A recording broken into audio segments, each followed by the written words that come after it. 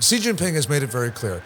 He has based his personal legitimacy on annexing Taiwan during his time at the top of the political system, the new era, quote unquote, as he calls it. And so he's made it very clear. He said we cannot pass this problem. And notice he talks about Taiwan as a problem. He said we cannot pass this problem on from generation to generation. So that sort of sets the time frame. The question is this just mere propaganda? Because Chinese leaders in the past have said this. But I think what's different is that in the past, Chinese leaders were just going through the motions.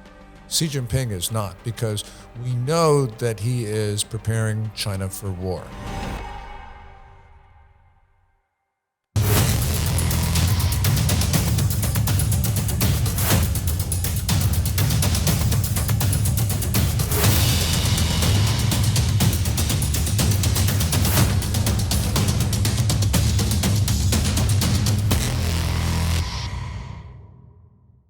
Welcome to the Border Wars Podcast. We're the #1 podcast in all the Americas, the first bilingual podcast that takes you beyond the border.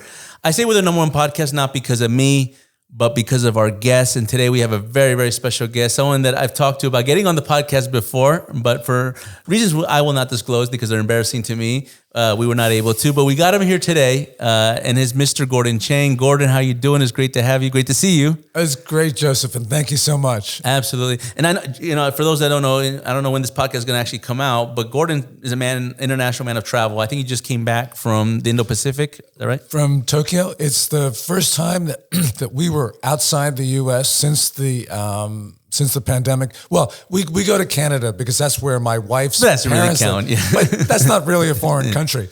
But Japan is. Yeah. And it was really exciting to go. And that was for a big conference, right? A CPAC. It was CPAC Japan, put on by the Japan Conservative Union. It was on Saturday. It was a fantastic event, Joseph, because I got to get out there. It was just before it started, they had to add chairs. And almost everybody, maybe everybody, stayed there to the very end. It's not awesome. Like a U.S., when you have a conference, people drift in, drift out. No, they were really rapt attention. It was fantastic. No, that's great. And I got to give a lot of credit. I know this. We're going to get into more, policy topics, more specific topics, national security issues. But I got to give a credit to the work that you've done, Gordon, with Matt Schlapp and formerly with Dan Schneider, all the work you guys done at ACU. Because CPAC, I remember going to CPAC 10, 15 years ago. And it wasn't the same CPAC that I see today. I mean, the thing has grown tremendously, both here in the U.S., but internationally. I also just came back, not just, but I came back recently from a CPAC in Mexico, and I thought it was going to be like a couple hundred people, maybe just a small conference room in a hotel. It was over 1,000 people. Wow. Who stayed. Like you said, they did not get tired. I mean, they were there. They were all over the hotel. It was amazing, and to see 1,000 or plus conservatives in Mexico, which it's not like a country that has a tradition of having conservative political parties, was quite a sight. Yeah, I heard that actually it ended 3 or 4 hours late. So for everybody to stay was really fantastic. And that's not a lie, because I was supposed to speak at a specific hour. And I ended up speaking 3 hours after I was supposed to speak. But when you go to CPACs, and this is something that we're well, Gordon's spoken a lot more than I have, but when you go, you always got to be flexible, as they say. Right? Yeah, it's just the schedules change. It's crazy. It is. But it's worth it.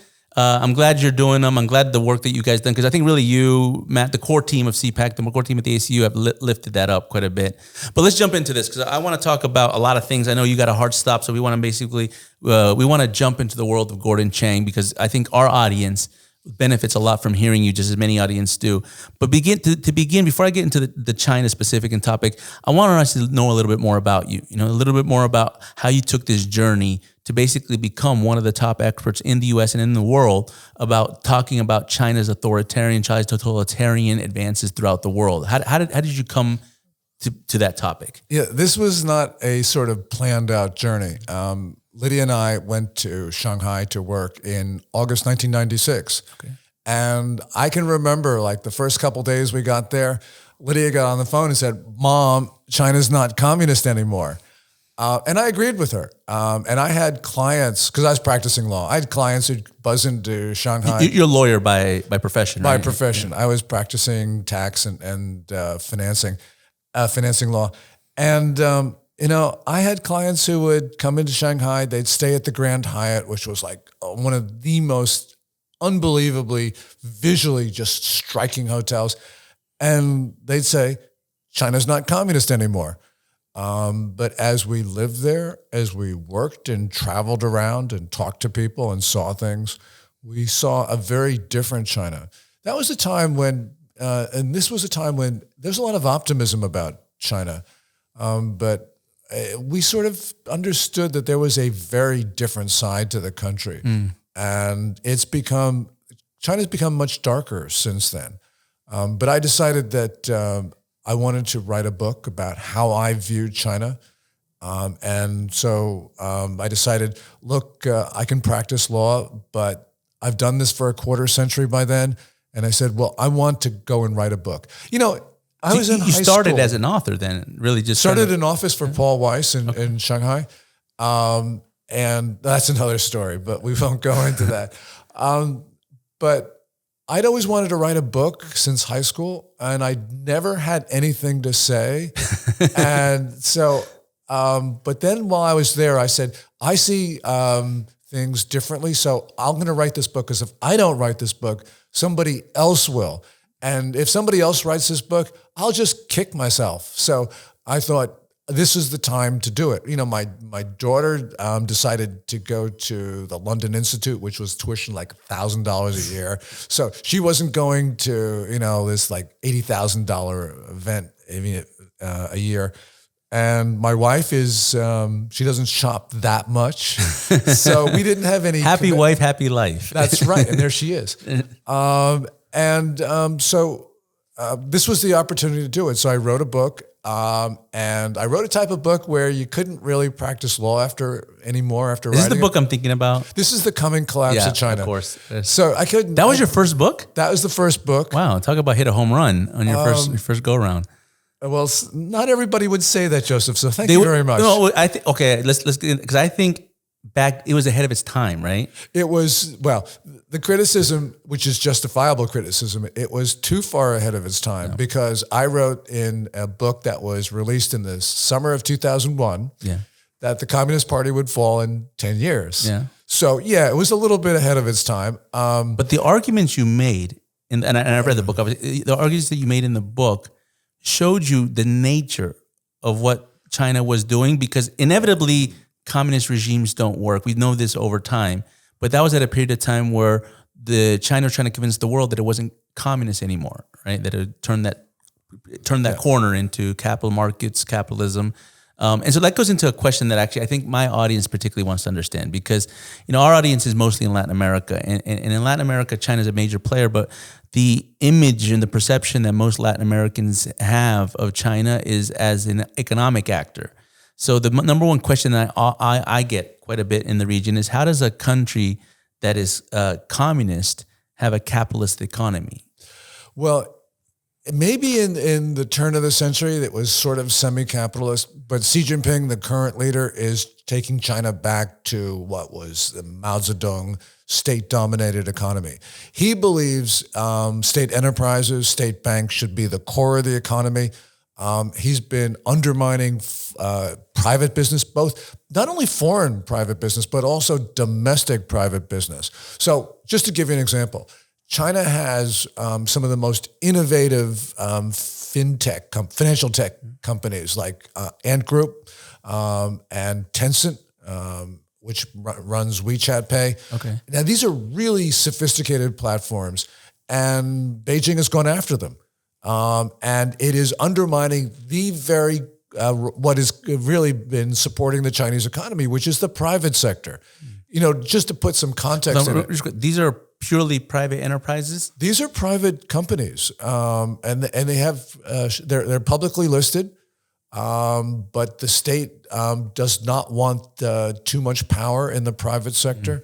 So, and what levers of control does the state have to pressure a company like WeChat or one of the private companies? Just to give you an example, Ant Group, which runs Alipay.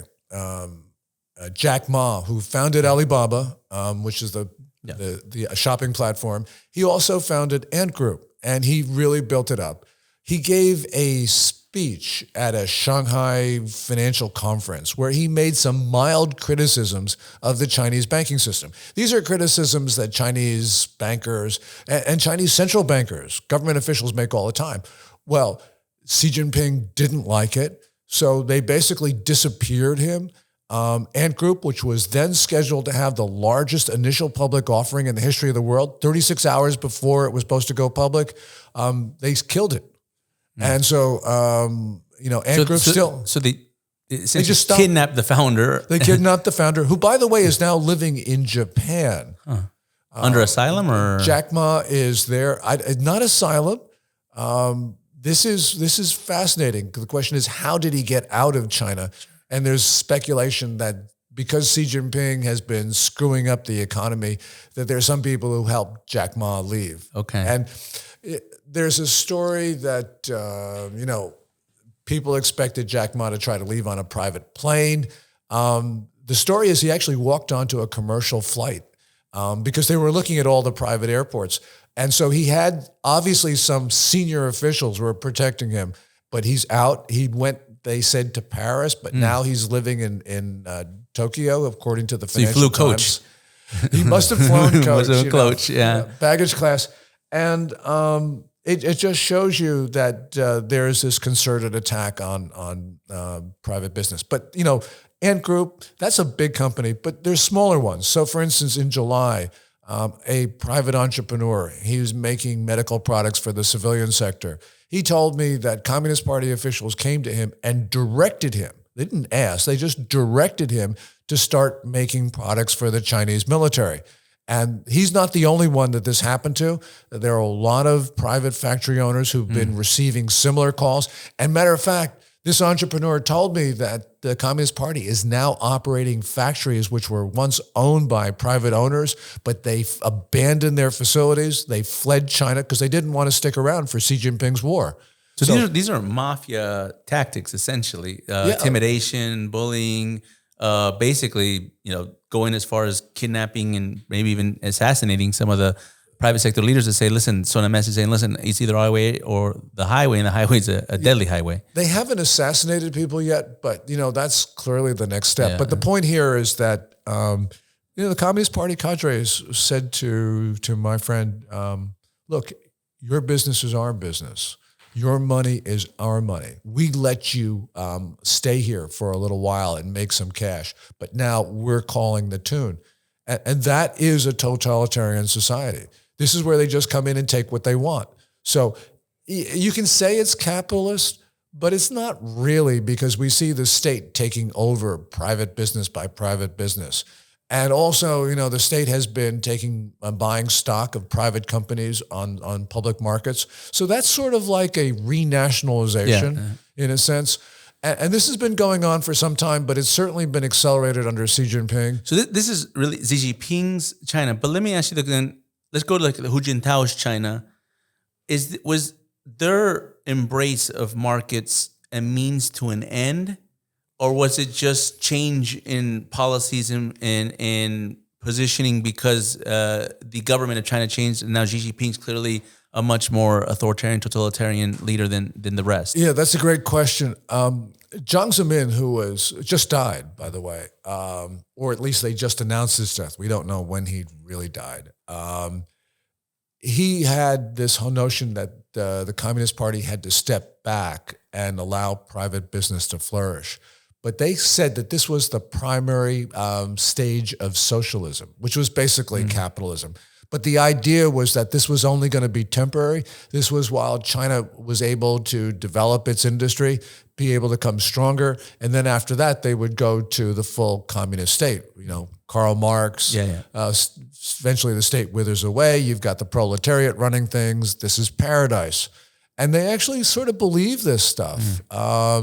And they teach it, they indoctrinate people with it. Yeah, it's ludicrous, but that's what they feel. Yeah. And so whatever space private sector has is really just meant to be temporary. That's under Jiang Zemin, who's considered to be an economic reformer. Sure. Yeah. Guy's got a lot of blood on his hands, but he was an economic reformer. And we see that, Hu Jintao, also they allowed private business. But Xi Jinping right now is cracking down. Yeah. Well, it was a big sign for me, and when that was happening, I even remember I was at I think it was at the World Bank. It was a conference that China was presenting at, and I remember they would make a point to never use, in terms of symbols, to make a point to never use the dragon and always use the panda, right? Because they wanted to show that they're much softer. It's all diplomacy. It's all economic trade and commerce. But one of the things was like, when you see a country turning to like a market and becoming much more embracive of capitalism, you start to see better economists. That's usually what happens. Like people that studied in under the Chicago school from Friedman, or maybe the Austrian school from Mises and Hayek.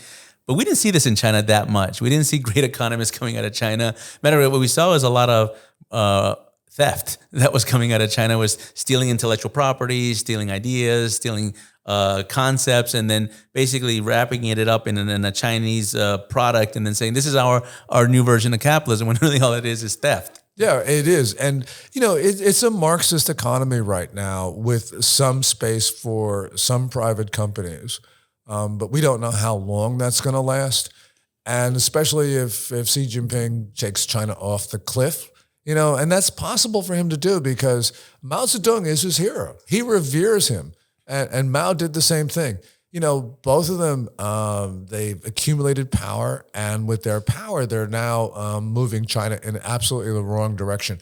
When Lydia and I went there, end of the last century, there was a real opening up, and people felt very optimistic about the way things were going because they felt that China would eventually evolve to an open market. And so when did you stop going to China? When did you start realizing this is a little more dangerous? The last time that we were in China was November 2013. Okay. We went to Hong Kong and Macau after that, which are part of the People's Republic, but they're special administrative regions. But we've stopped going to Hong Kong and Macau as well. And the reason is that it's just as dangerous as the mainland. Matter of fact, some people make the argument, and I think they're right, that there is less room for a political debate in Hong Kong than there is in the mainland these days. Which they shows passed you that how law, bad right? The national security law? The national security law which is a Chinese law, was imposed on Hong Kong, which basically it's the end of law, as people have said. And that's right, because it gives Beijing the right to do anything it wants. And so therefore, Hong Kong is no longer Hong Kong. And we're seeing the place suffer. And it will continue to suffer because that's what happens. When we were in Hong Kong, because I was there for 10 years, from 81 to 91, everyone was so worried about Shanghai being the financial center of China and the financial center of Asia. And, we said, how can this last in Hong Kong? Well, if you went to Shanghai at that time, people there would say, there's no question Hong Kong is going to remain the preeminent financial center here. And the reason is because they've got one thing that we don't have and we will never have, and that's rule of law. Okay. You can't have a financial center unless you have impartial courts and laws and stuff like that. Well, that advantage of Hong Kong is now rapidly eroding. Yeah. And so, the one advantage they had was that they had a legal system that was enforcing property rights, that was basically enforcing patents and things like that. Which that was my big thing with China's quote unquote turn to capitalism, was they had no legal system that was actually enforcing any of the things that you need to be able to have a capitalist market that doesn't become crony capitalism or doesn't become kleptocratic, which Russia had the same problem, right? Russia went, after the fall of the Soviet Union, they turned quote unquote capitalist, but it just became a mafia state essentially. And China is, you can make the argument, and some people do, that it is a mafia state. The mafia being the Communist Party. Communist Party being the mafia. It is really... I think when you look at it, it's like China cannot develop. It's developed a lot, but it's developed because money came in from the outside, and these are the market. They don't have the ability to sustain themselves by themselves. They need continual infusions of cash. It's a Marxist economy, and it's going in that direction, which really is a shame because the optimism of the time that we were there is now gone. And China right now has an economy. They reported like 3.9% year-on-year growth in the third quarter this year. And And right now we have seen They're inflating that number. that number is an exaggeration. And I think Well, I mean, it's falsification. we saw that with the COVID statistics, right? They were lying about that, They lied the other way. They said, "Oh yeah, fewer cases, no deaths," that type of thing. and then they went on lockdowns. Then he went on lockdown. And that's a whole nother story now because they're unlocking themselves down. But we saw, for instance, just a few days ago, China announced its trade numbers for November. I'll get a little bit weedy, but I think it demonstrates what we're talking about. And they announced that year on year in November, imports decreased by 8.7%. Imports, more important, because they showed domestic demand, they fell by 10.6% year on year. Now, you cannot have an economy that is growing with such numbers showing contraction. I think the Chinese economy is contracting right now. Whatever they... So the imports shrunk by 10%? 10.6%. From last year? Yeah, from November of 2021. Okay. Which shows that there's a potential problem in consumer spending because they might not have the capitals, or they might not have the money circulating in the economy to be able to purchase goods and services that are of value. People were locked down. People were pessimistic. I think factories weren't importing raw materials because they just, they couldn't they couldn't make things. They couldn't get them to the ships. So China was locked down, and I think that we're going to see in reality that China actually has a contracting economy right now. Yeah. We know that the property market's plunging both in sales and the housing. They have a housing crisis. They have a housing crisis. And housing crisis in China is a China crisis because housing property is about anywhere, however you define it, somewhere between 25 to 30% of gross domestic product is housing and related industries. So you have property sales in the first 6 months of the year. They're down something like 25, 30%. Similar declines for prices in the 70 biggest cities. And that really is a crisis because of the wealth of Chinese people. About 70% or so is tied up in property. Wow. So this is a crisis.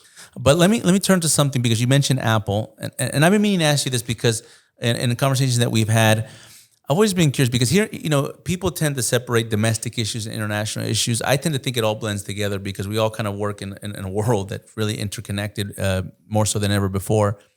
So when we talk about big tech, and most people look at that as, maybe there's folks that work in big tech or even leaders of big tech firms that may be ideologically aligned with a certain political philosophy, or they may be following a cultural wokeism, a woke mentality.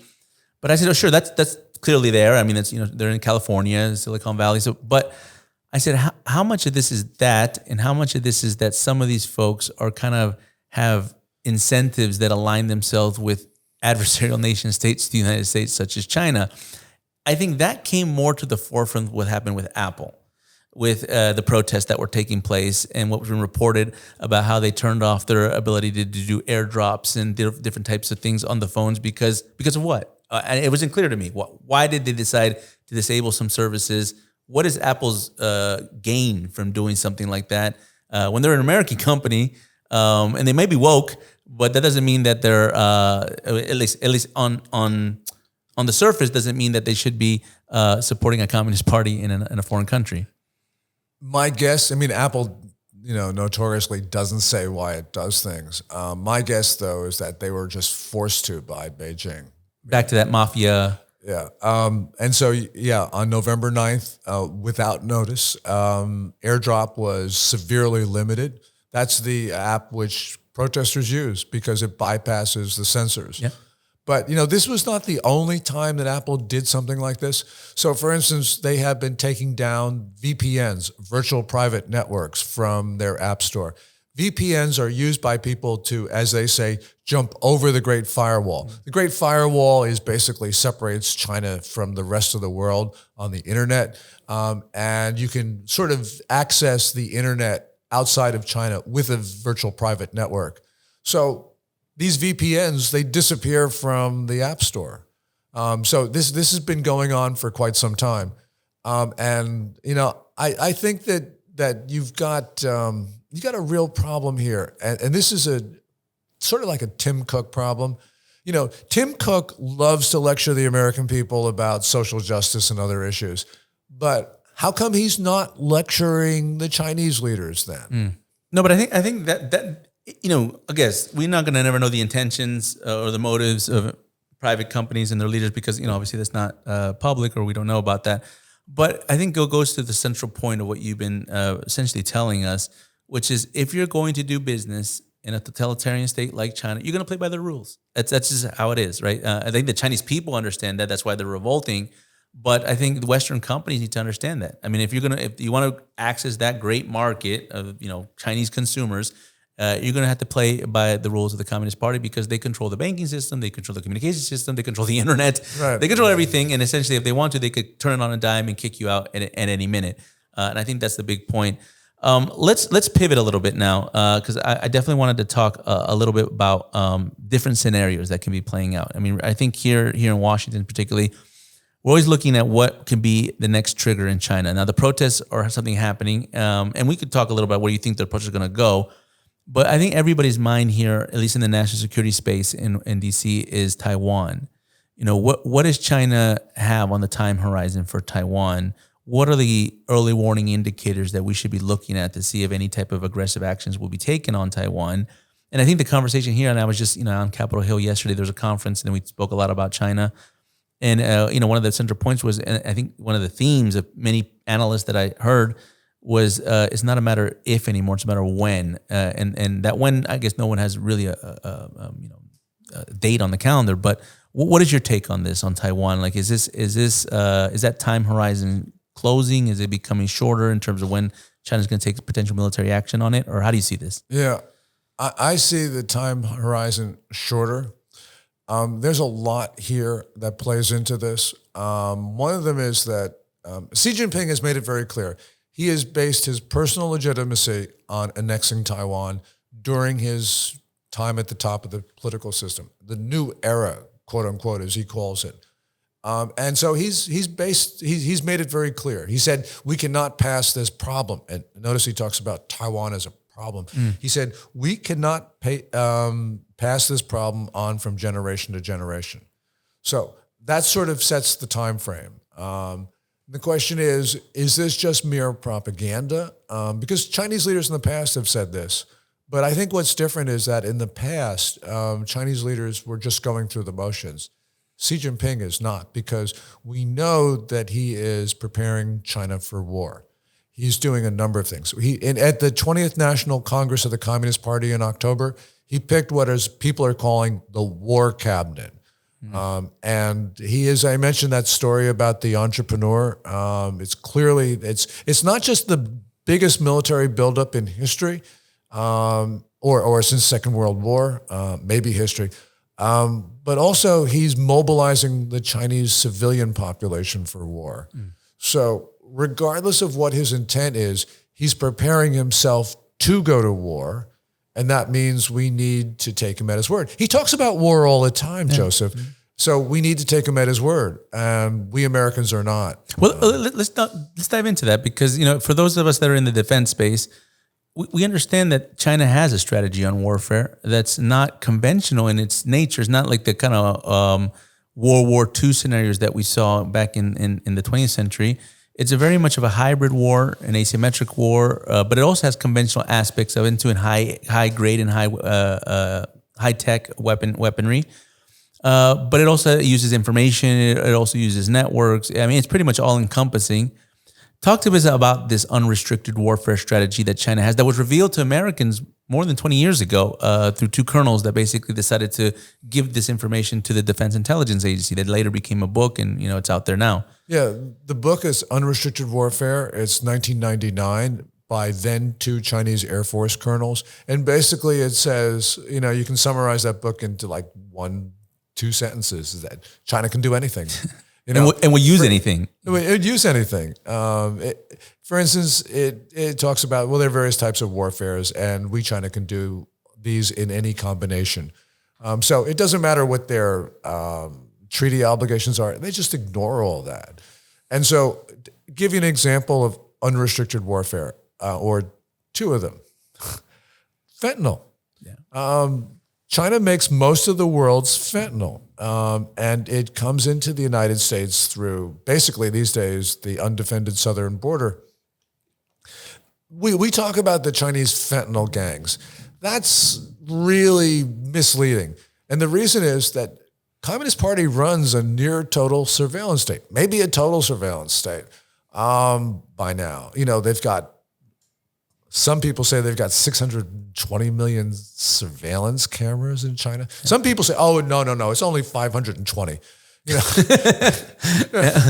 But that number was 262 about 3 years ago. Yeah. So, it's...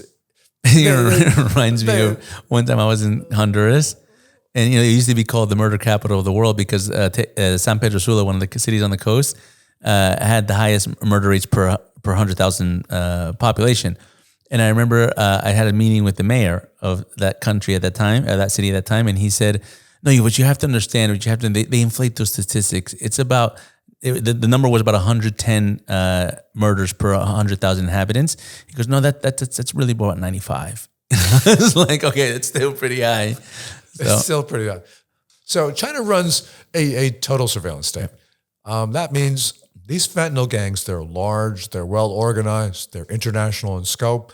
And so, of course, China, the Communist Party knows exactly what these guys are doing, and it lets them do it, and it gives them diplomatic support. Yeah. And by the way, the fentanyl gangs launder their proceeds through the Chinese state banking system.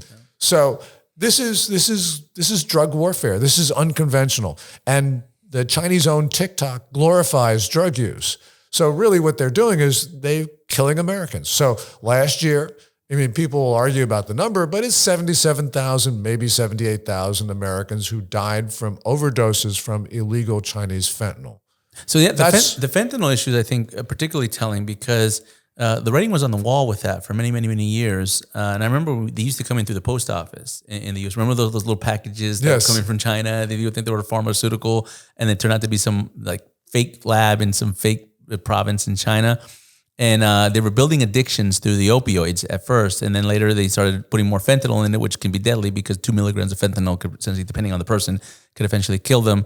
But we cracked down on that. At least the DEA got very strict about the postal mail and that, and then they went to Mexico. The cartels in Mexico, and I remember this because we do a lot of work on Latin America and Mexico. The cartels had no idea what fentanyl was, what the precursor chemicals needed, how to do pill pressing, the whole thing. It was like they're not pharmacists. They just look, we might know a little agriculture because of cocaine, the coca leaf. We might know a little bit more about distribution, transportation.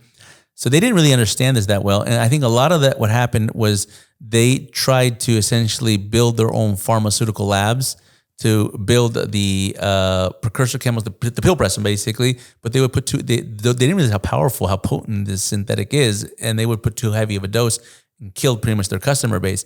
Where do you see that? Because in the law enforcement space, what I've heard is the potential nexus between the government of China, the Communist Party, the Mexican cartels, and these Chinese fentanyl gangs is mostly with the brokers, basically the middlemen that negotiate and facilitate these deals to bring the chemical labs and the chemical components to Mexico to start building labs now that they have in Mexico to traffic the fentanyl. Is that how you see it, or is there a little more to that? Oh, by the way, before we get to that, when they were sending the stuff through the mail, they were putting the fentanyl gangs were putting their product into the state postal system. Yeah. So, this is another way of saying, look, this was the Chinese Communist Party behind this.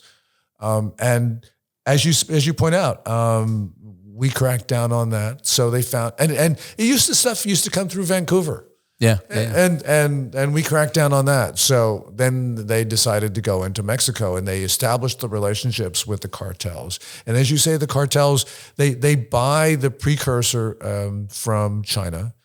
They press it into pills. Now they're putting dye into it to market it to kids. The rainbow fentanyl. And there's also, they're now pressing it off as Adderall, a legal prescription drug. So people are dying when they take what they think is a prescription drug. They're putting it into candy wrappers, Skittles and things. Yeah, that was really concerning in Halloween. I remember everyone was Yeah. talking about, be very careful with your children because, they might not all be Skittles. And it sounds alarming, but it's out there. So you have to. And Americans are dying, and so China wants this. So that's unrestricted warfare. The other example of unrestricted warfare is even more horrible in a sense, and that is that, we don't know the origins of COVID-19 100%.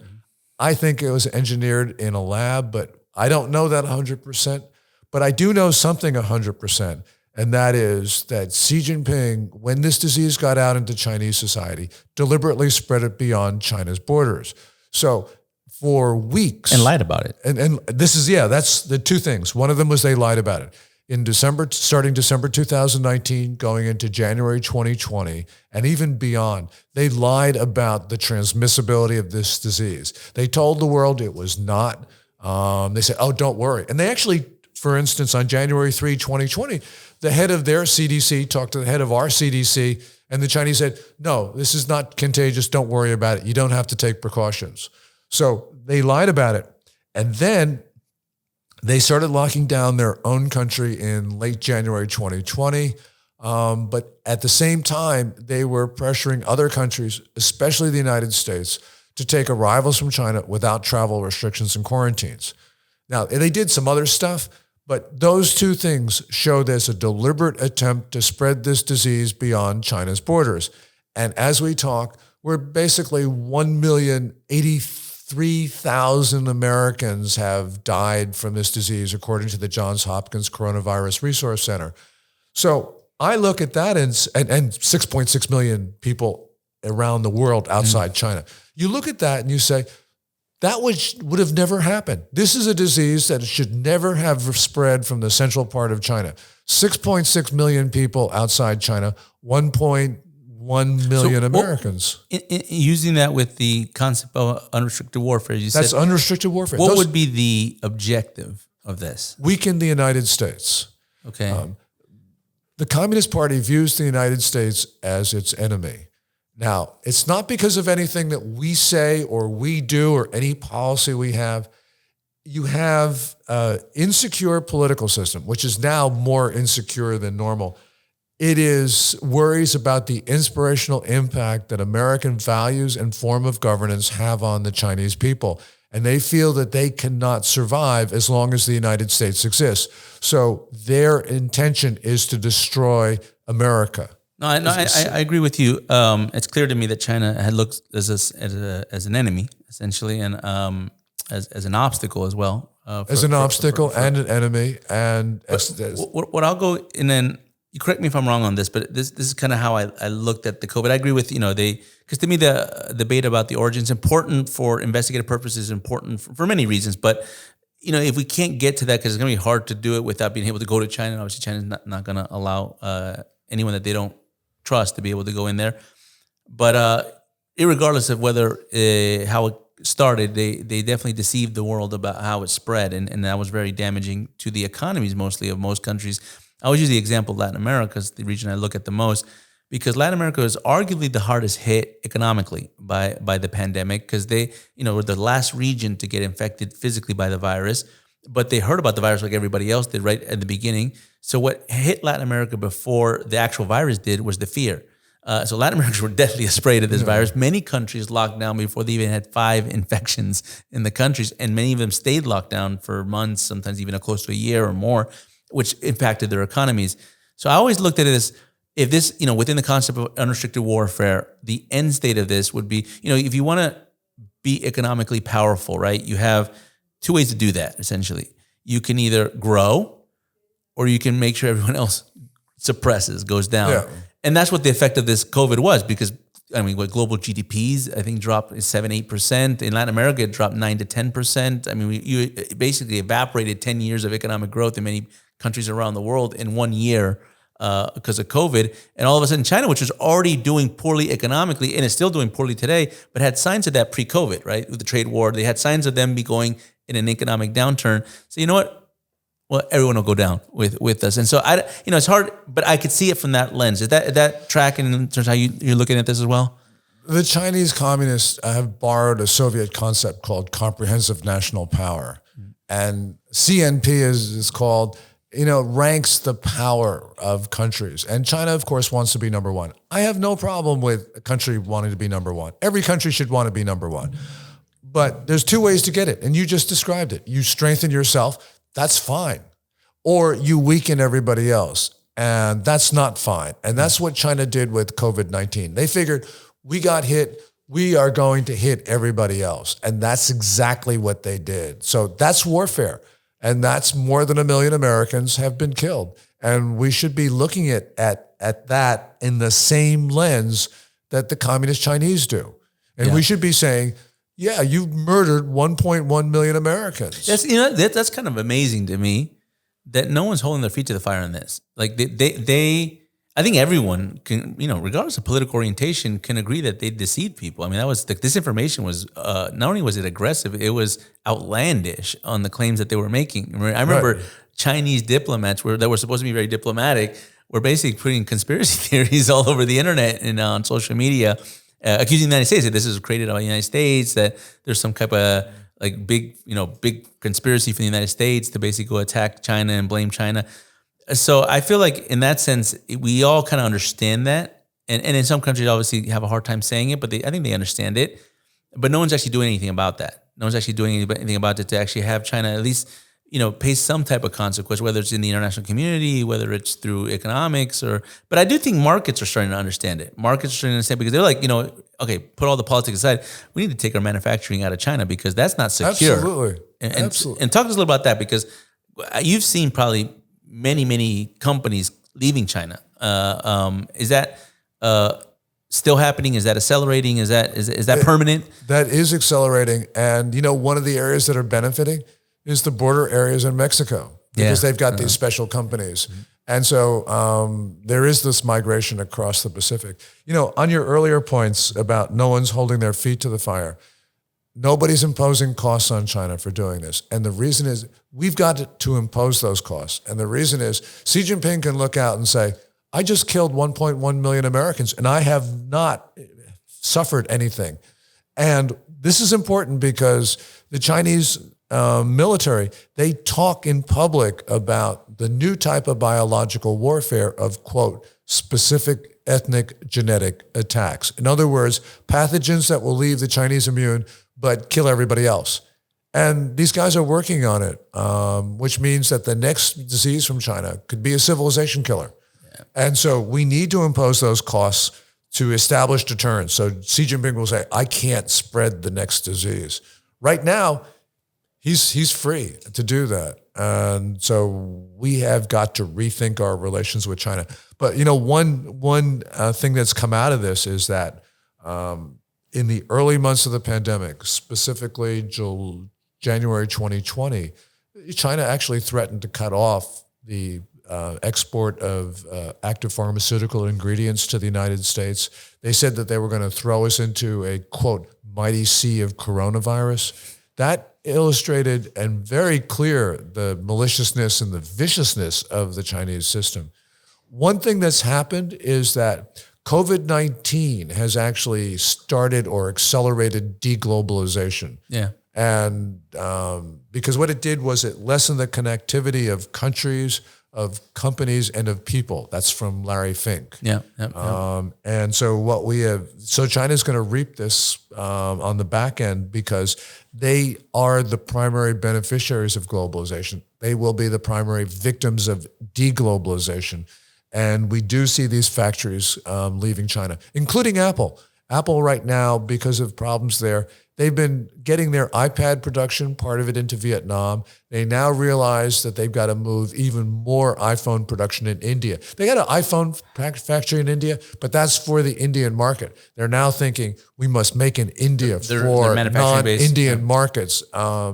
And they're right. It would be wise. It would be wise, and not having this backlog that we have on iPhones now. Yeah, your iPhone. I would have an iPhone. I'm conscious of the time, but I want to ask you one quick. Where I thought you were going to go with the unrestricted warfare? You said too, COVID, obviously, but I thought you were going to go with TikTok, because to me that's an interesting. And actually, in the very hyper partisan environment that we live in today, actually on TikTok, it's about a bipartisan issue because it isn't just the Trump administration. The Biden administration has continued. To at least officials from the Biden administration have continued to put pressure to look at ways to stop TikTok from essentially doing what's beyond social media, because the app itself collects data. And it collects data on users, it collects data on citizens, and unfortunately, it can collect data on governments and militaries, because the way geo-tracking works nowadays, if you're using your TikTok, your app near military installations, it can track movements. Talk to us about TikTok, because I think that's something that many people don't see. I don't have TikTok on my phone. I'm not letting anyone have TikTok that's around me on their phone, because I believe the minute you install your app, the app on your phone, it's almost like your phone gets sucked into an information cloud. So tell us about that. Two national security threats on TikTok. And TikTok is part of unrestricted warfare. Mm-hmm. So first of all, as you say, they take this information, they can use it for blackmail purposes, but they also feed it into their artificial intelligence systems in China. And they promise not to do this. They said, we don't send it over to China. Well, yes, they do. And we know this from people who work at TikTok have told us this. So they're lying through their teeth. But the other thing is the algorithm. Because China uses the algorithm to propagate its narratives. So, for instance, this year on TikTok, there's a lot of Russian disinformation about the Ukraine war. As I mentioned before, or I think I mentioned, that they glorify drug use. Mm-hmm. And in 2020, they actually were fomenting violence on American streets through TikTok. Radio Free Asia reports that an intelligence unit of the People's Liberation Army based themselves in the now closed Houston consulate, and they used artificial intelligence and big data to identify Americans likely to participate in violent protests. And then they sent them TikTok videos on how to riot. You know what's crazy about also, and I'm going to see if I can articulate this, because this is really just things that are floating in my mind about the weaponization of TikTok. Because the algorithm's crazy. I don't have it, right? I don't see, but I have friends that showed me it. Like, things go viral much easier, much faster on TikTok than they do on any other social media app, which gives them a natural competitive advantage in the market of social media. But what I've noticed is that it also reduces your attention span, because the viral nature of the videos are shorter, they're quicker, they're more outlandish in terms of whatever kind of video you're producing. The movements are bigger, the colors are brighter. And what I've noticed is almost like taking people's the attention orders and reducing it to ADD on steroids, where everyone they can't do anything because they have to. I don't know how to describe it. Maybe like a cognitive attack, a neurophysical, neurological, to basically change your ability to comprehend, receive, interpret information, to where you no longer have the ability to sustain attention over complex issues, which makes you essentially less able to understand a complex challenge like China. Am I going too far with this? Because I'm starting to think is that another way that TikTok can actually hurt the fabric of American society, or even just global society? Because I think so. The thing about TikTok, you put your finger on it, and that it is the most addictive because it has perhaps the most sophisticated artificial intelligence. It knows what you like, it knows what you don't like, and it is able to deliver content that you crave. Yeah. And that's all social media. I mean, I think was that The Social Network? No, was it Social Dilemma? That documentary on Netflix kind of pretty much revealed this. The algorithm, all the algorithms are for repeat use and sustained use on their app. It makes sense. It's business. But the TikTok one, I feel like it's I describe it as a social media on steroids, because it's just crazy how fast that app can actually get all the preferences and your decisions that you make on the app, and then to produce it in a way that basically makes you think that you're having much more influence than maybe you really do if you're on another app. Yeah. In this thing about the algorithm, the Trump administration in its last months tried to force a sale. TikTok is owned by ByteDance, which is a private company in China, but it's really controlled by the Communist Party, because the Communist Party controls every company that it wants to. And they were able to sort of get ByteDance to agree to sell TikTok, but the sale eventually cratered over the algorithm, because the Trump administration understood the power of the algorithm, and so they wanted to control it. But China was willing to give up ownership, but they weren't willing to give up the algorithm. That's interesting. Which is essentially, this is the reason why they wanted it. And so because I think it's we know China's one of their abilities that they have to maintain a totalitarian state is social control. I mean, that's they control their population. And TikTok may be in some ways kind of a beta testing of how you control foreign populations through the algorithm and through things. Well, Gordon, I know you got to run, so I didn't want to take up too much of your time. But we'll end with this last question because I have like a list of things that we could talk about. But I'll list the question because Latin America is a big part of the work that we do at the center, and China is a big player in Latin America. If you were to look into the camera and you were to give Latin Americans your best advice on how to deal with China, because I've always said, and this is my criticism to the United States, is that it's not good enough for the United States to go chastise Latin America and say, don't do business with China, because they understand China in terms of they don't prefer China than the United States. They understand that the United States is a more natural partner, it's a closer partner, it's a more democratic partner. And I'm not talking about the Venezuelas of Latin America because those countries are much, much different with Maduro and everything. I'm talking about the Chiles, the Colombias, that they may be under governments that are a little bit more hostile or a little more socialist now, but the societies are not. And what would be your message to them in terms of how? I would say, what would be your message to them, not on China, but then also on how America should do more to engage with our southern neighbors?